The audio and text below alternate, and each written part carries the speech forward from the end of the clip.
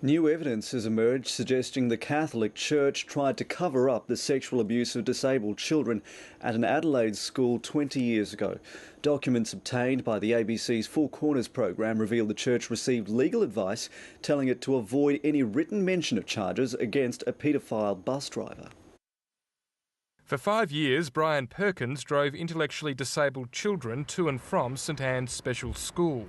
It was a position of trust he regularly abused, sexually interfering with students and introducing them to other pedophiles. Police laid charges against Perkins in 1991.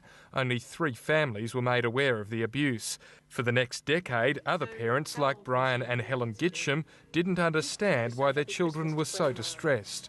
You know, if only we had known 10 years before. The Catholic Church did know of the police charges against Perkins. Tonight, Four Corners reveals that in September 1991, the church's lawyers advised it not to mention those charges in writing. A dismissal letter to the bus driver should be neutral, because if it were to fall into media hands, it would allow the then Archbishop Leonard Faulkner to deal with the matter without being compromised. I don't think that there was any attempt to cover it up.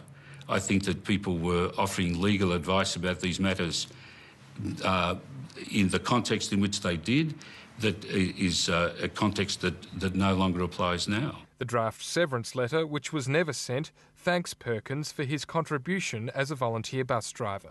We've been assured that it wouldn't happen now. We have systems in place now, and this just wouldn't happen. Well, there were systems in place way back then, and yet this happened. A number of former St Anne's students are now suing the church for the cost of their future care. Nick Harmson, ABC News, Adelaide.